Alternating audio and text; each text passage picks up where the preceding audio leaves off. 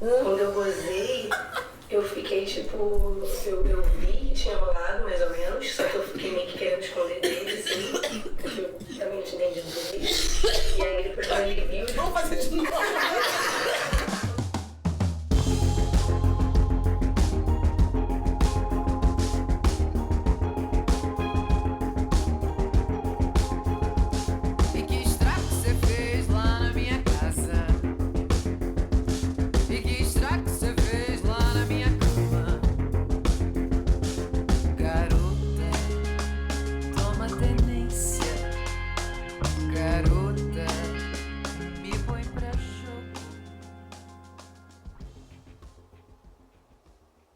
quando eu gozei, eu fiquei tipo, eu vi que tinha rolado mais ou menos, só que eu fiquei meio que querendo esconder dele, assim, porque eu também não tinha entendido direito. E aí depois quando ele viu, ele ficou tipo, caralho, você fez xixi na cama? O que rolou aqui? Aí eu tipo, não, foi a cachorra, sei lá, sabe? Tipo assim, eu tinha uma cachorra na época na casa da minha mãe, então, sei lá, não sei nem o que veio na minha cabeça, mas eu lembro de ter falado isso, sabe? Foi bem engraçado. Então, eu tinha 17 anos, mas na época estava meio na moda falar de ponto G e tal. E aí, então, desde muito nova, com meu namorado, a gente pesquisou bastante no corpo isso, né? Até que um dia, um jato, assim, que veio escorrendo pela parede toda. E na hora a gente ficou completamente assustado com aquilo, mas aquilo veio junto com um prazer tão profundo que eu falei, isso não é xixi. A gente ainda ficou cheirando a parede, assim. Eu falei, não, é impossível isso ser xixi. Eu tinha 20 e poucos anos, nunca tinha ouvido falar nisso. E eu não sei exatamente a primeira vez, assim, mas essa é a primeira lembrança que eu tenho, assim.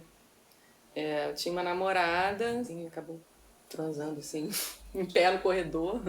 E eu me lembro que de repente começou a escorrer, assim, pela minha perna, assim, o líquido. Nem sei, acho que nem pensei se era xixi ou se não era, só achei bom, diferente, assim, estranho.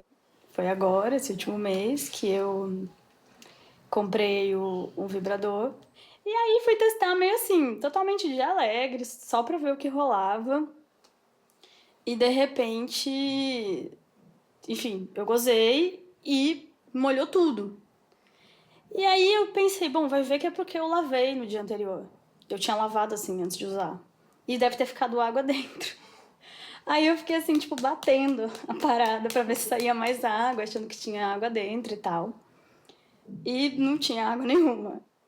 Depois que eu comecei a fazer pilates por causa de um problema de coluna, que eu fiquei 1 ano fazendo fisioterapia por causa de coluna e tal. Aí eu comecei a trabalhar o períneo. E aí eu fiquei 1 ano, tipo, sei lá, 2 vezes por semana trabalhando períneo. Tipo assim, então já tava aquela coisa que já fazia parte de uma respiração, trabalhar o períneo. Aí um dia eu transando, fui trabalhar o períneo. Foi uma coisa meio assim, foi uma coisa física, mas eu senti que eu tava usando um músculo que eu nunca tinha usado na minha vida. E eu fui usar ali, no meio de tesão, quando eu vi foi. Tipo assim, foi uma coisa assim que eu nem sabia. Quando eu vi... Foi aquela molhadeira toda.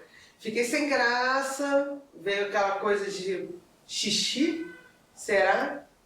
E a garota que estava comigo falou, nossa, que honra, que legal. Poxa, eu também queria que acontecesse isso comigo.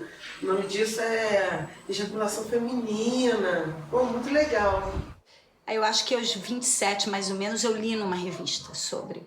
Primeira vez que eu ouvi falar em ejaculação feminina. E me deu um alívio, né? Porque a partir daquele momento eu sabia o que era. Me impressionou muito essa coisa da quantidade, né, de água que veio e da sensação de que alguma coisa estava sendo estimulada em mim que nunca tinha sido estimulada. E nesse dia eu falei, o quê? Tem uma coisa dentro de mim que produz um líquido que eu não sei de onde vem, assim. E aí eu fiquei muito chocada com aquilo, né? Com vocês faz aquela assim, ó, faz uns pinguinhos assim, além da poça. Da poça faz um liquido. Depende, é engraçado, porque tem vezes que... E tem vezes que... Eu ouvi falar nas glândulas de Skinner, né, que seriam a nossa próstata, que ela fica na parede da vagina e que esse jato ele não sai nem da uretra nem da vagina, saem de pequenos orifícios, muito pequenos, dois orifícios, um de cada lado, e que esse líquido então sairia dali.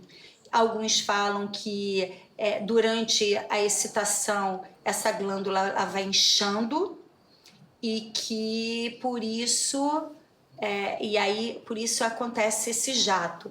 Mas sempre me intrigou uma coisa: como é que nessa glândula, que deve ser bem pequenininha, a gente consegue produzir tanta água?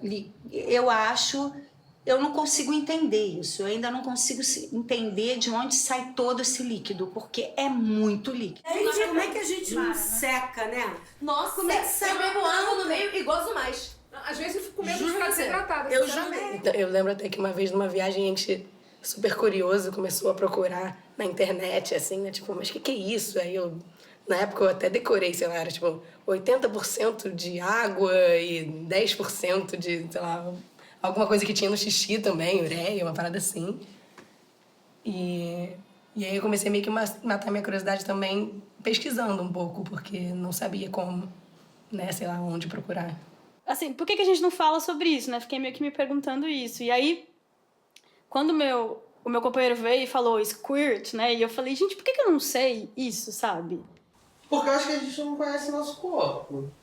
Então, a gente não conhece o nosso sexo, a gente não conhece nossa vagina, a gente não conhece muito bem do que ela é capaz.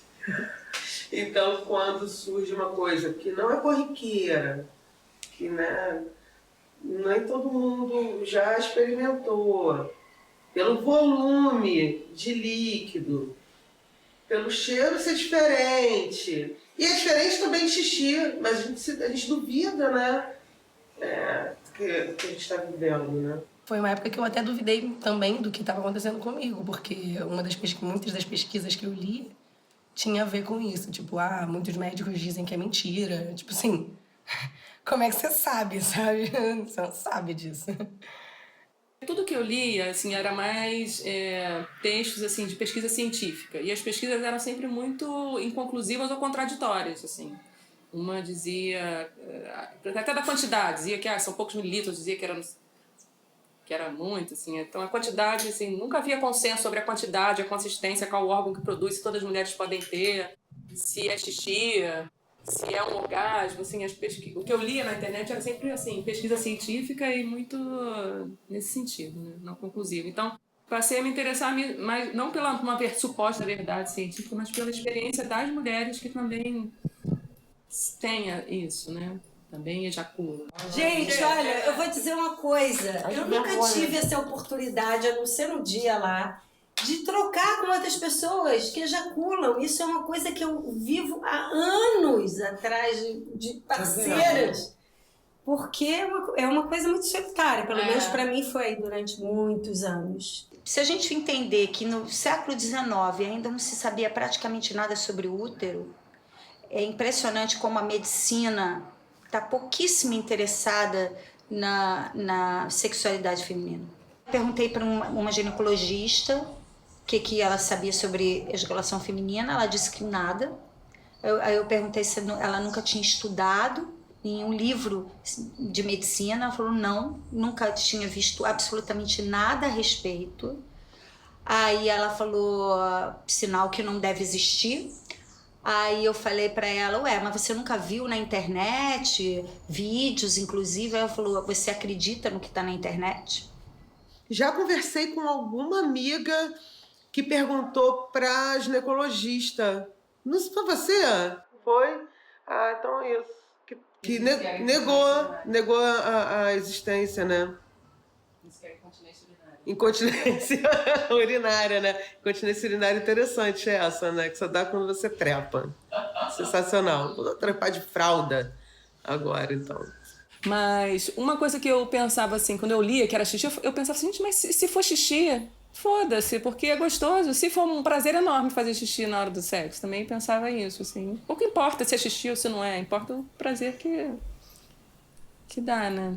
Na verdade, chamar de xixi é preconceito, é exatamente querer diminuir a mulher, querer, né, tirar esse poder, né, como tantos poderes foram tirados da gente, né, de sabedorias e de força, né. Me incomoda muito quando as pessoas dizem que isso não existe, porque isso é uma forma de repressão do feminino. Teve uma pesquisa em 2010 em Londres, que era uma pesquisadora mulher, que chegou à conclusão que o ponto G não existe, né? E que isso tudo é coisa da nossa cabeça, e que a ejaculação feminina também não existe, e que isso era muito bom chegar a essa conclusão, porque assim as mulheres as mulheres não ficam buscando um ideal que não existe.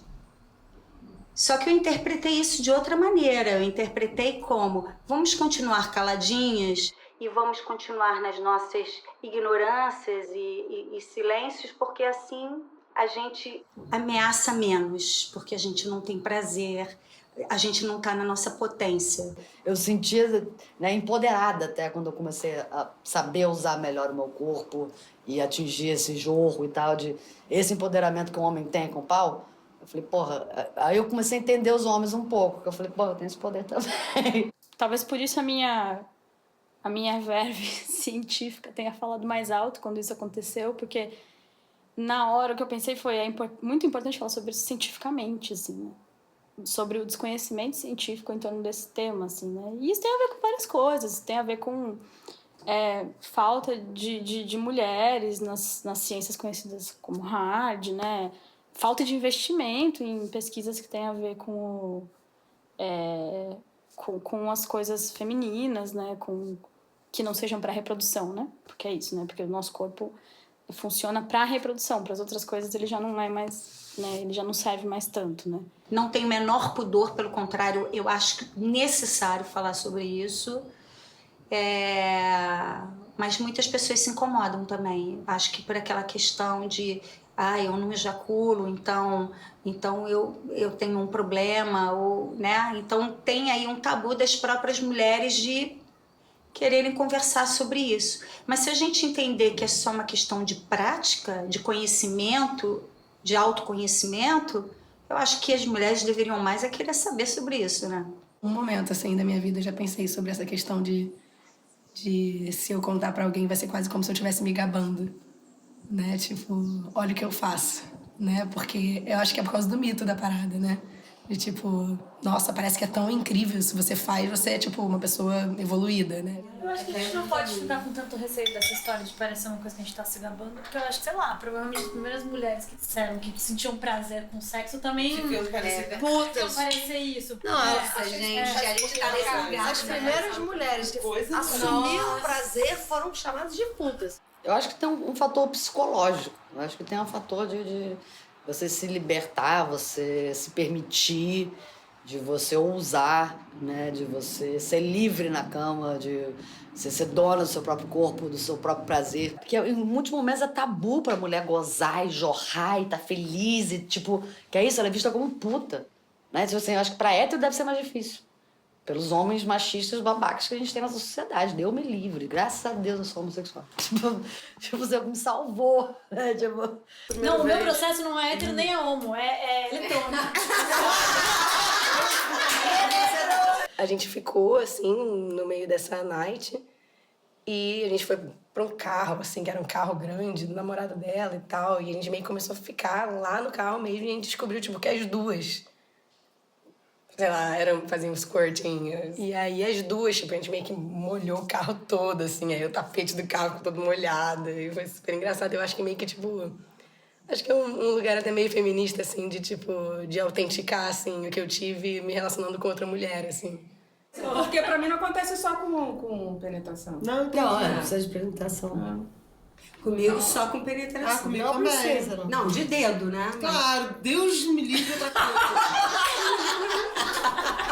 Era uma coisa que eu pensava que nunca ia acontecer comigo, porque eu pensava que acontecia só com pessoas que tinham alguma coisa muito específica, né? Ou, por um lado, eu acho que eu nunca tinha parado para pensar sobre isso, mas acho que nas narrativas que eu tinha na minha cabeça, Ou pessoas que tinham isso encaravam isso como uma disfunção, ou mulheres muito mais, assim, boas de cama do que eu, sabe? Tinha também isso na minha cabeça, assim, nossa, essa mulher realmente ela deve ter uma relação com o sexo que eu nunca vou ter. Suas pernas cruzadas, suas pernas abertas, sua boca lacrada, sua boca aberta, seu corpo fechado, seu corpo... Eu tive uma experiência constrangedora. Eu estava nos Estados Unidos e conheci um fotógrafo, um cara super interessante, que fazia yoga, fotógrafo da ONU. E aí ele começou as preliminares e foram maravilhosas. Foram incríveis as preliminares dele. E aí eu ejaculei na cara dele. A gente mal se comunicava, porque o meu inglês não é tão bom assim. E ele ficou muito incomodado, muito incomodado. Ele ficou muito puto. Ele achou que eu tinha feito xixi. Eu estava conversando com um amigo meu, jovem, e ele falando como que ele adora sexo. Adoro sexo. Não, adoro sexo também, ótimo, né? E aí, não sei como que eu entrei nesse assunto do esguicho.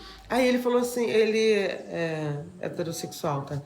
Aí ele falou assim, porra, eu odeio quando acontece isso com elas. Porra, eu acho nojento. Eu falei, mas você tá falando que gosta de sexo? Que tipo de sexo que você gosta, né? Nojento. Não, maneiro mesmo é porra, jogar na cara da mulher, engolir, isso que é legal, incrível. Água sanitária cremosa, asquerosa. Fala sério, meus amiguinhos, deixem de ser cuzões, né? O sangue menstrual é intocável porque ele é nojento, o peito que tem leite é intocável porque ele é sagrado. Né? Então a gente não tem essa relação dos fluidos do nosso corpo como algo erotizável, como algo que é possível de ser sexualizado, ao contrário deles. Porque tudo que porra é isso, né? Então é ótimo, porra é maravilhoso, significa que o cara teve um super orgasmo, se você engolir porra, maravilhoso, você é a mulher mais incrível do mundo, né? E os nossos fluidos nada, né? Um é proibido, o outro é nojento, né? Então, e aí vem essa terceira possibilidade, que é a possibilidade da ejaculação, e aí também gera, de um lado, repulsa, de outro lado, um certo fetiche, né? Mas porra, tem gosto bom? Não! Alguém me diz que tem, tudo bem, eu respeito, mas eu pessoalmente não acho, né? Só que você significa, né? Você dá um significado pra isso e acaba virando gostoso, né? Olha, isso tem uma coisa nessa vida que eu entendo muito pouca de homem. Mas, pelo que eu ouvi falar, quando eles ejaculam, o sexo praticamente acabou ali, o sexo, né? Bom, pelo que se convenciona chamar de sexo, né? Tipo, eu acho que é o ápice deles ali. E com a gente, não, pelo menos na minha experiência, não é o final. O que eu percebo comigo é que quando eu ejaculo uma vez, eu ejaculo outra, e eu sou capaz de ejacular de, sei lá, de 1 em 1 minuto. E tendo prazer, e cada vez mais prazer. Quanto mais eu ejaculo, mais prazer eu tenho. Eu faço tipo assim, eu ejaculo de 1 em 1 minuto. E com uma cara assim, ó. Tipo besta. Os guichos, a gente não aguenta mais. Aí dá vontade, assim, de ter o gozo... que é o fim do prazer. Tem uma hora que a gente chega, né?